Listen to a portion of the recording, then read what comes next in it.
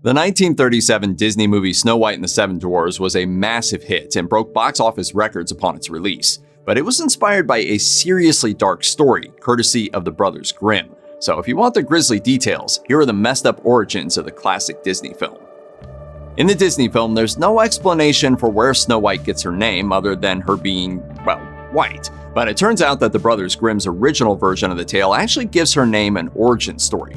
Originally, Snow White's mother is sewing in the castle as snow is falling outside. She accidentally pricks herself with her needle and the drops of blood land on the fresh snow. Apparently, the window was open, which seems uncomfortable if it's cold enough to snow. But on seeing the blood, her mother exclaims, "If only I had a child as white as snow, lips as red as blood, and hair as black as the wood in this frame." That's a pretty creepy thing to say out of nowhere, but hey, fairy tale parents are weird. The scene doesn't appear in the Disney version at all, but they do refer to it. The magic mirror, when first describing Snow White, says, "Lips red as the rose, hair black as ebony, skin white as snow." As you might have noticed, they skipped over the whole red as blood part, making it much tamer with the whole flower analogy. Disney's version completely leaves out any mention whatsoever of Snow White's biological family. She has her evil stepmother, the Queen, sometimes known as Queen Grimhilda, and that's it. If there's a queen, who's the king? And just who is Snow White's mother, since she definitely has one in the fairy tale? Well, in the Brothers Grimm story, Snow White's mother is the original queen, meaning Snow White is a princess by birth. Unfortunately, the mom dies during childbirth and the king remarries a year later. This is true love. Think this happens every day? The king is mentioned exactly once in the Grimm's fairy tale when he marries the evil queen, but doesn't come up again. He isn't even in the Disney version at all.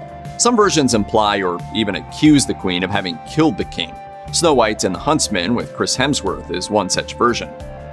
While Disney's evil queen performs magic and even turns herself into an old crone, this is just supposed to be your typical fairy tale evil magic. The only character who ever refers to her as a witch is Grumpy, but he literally calls all women witches on a line just before that, so it seems that's Grumpy's issue. Let's just say they call him Grumpy for a reason.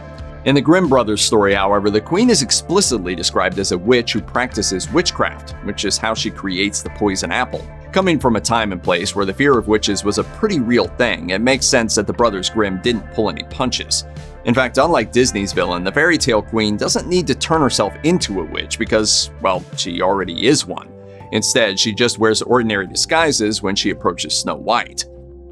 In the animated film, the queen orders the Huntsman to take Snow White into the woods and kill her, but before he can begin his task, the Huntsman decides his conscience won't allow him to kill an innocent princess, so he lets her go, telling her to run away into the woods. What a kind fellow.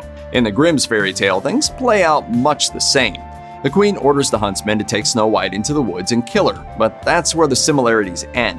In the fairy tale, the Huntsman draws his knife and holds it over Snow White's heart, ready to kill her. She sobs and begs him to spare her life. That's a whole lot darker.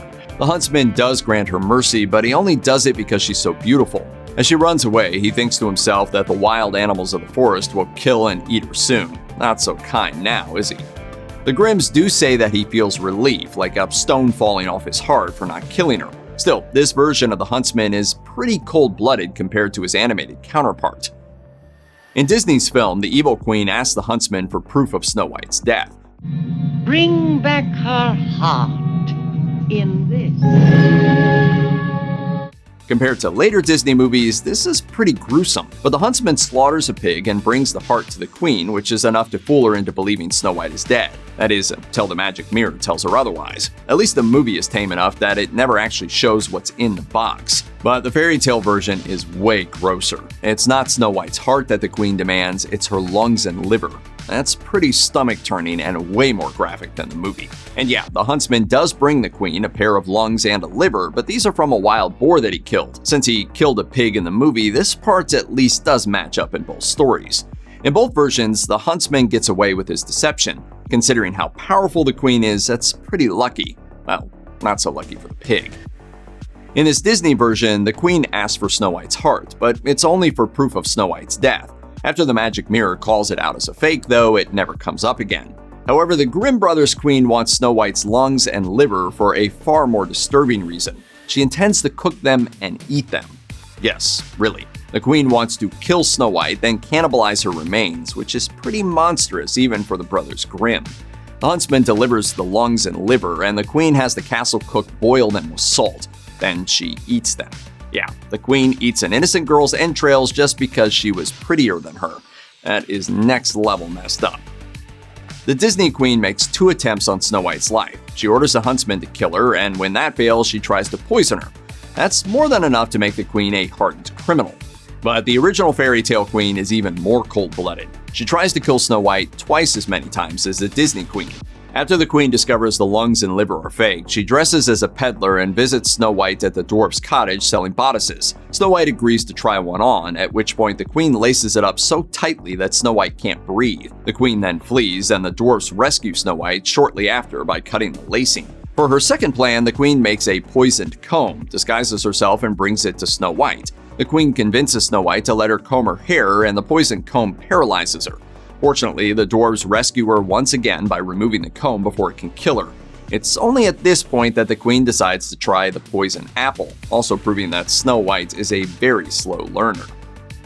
The film version of the story has Snow White singing while doing chores, which the prince joins in on.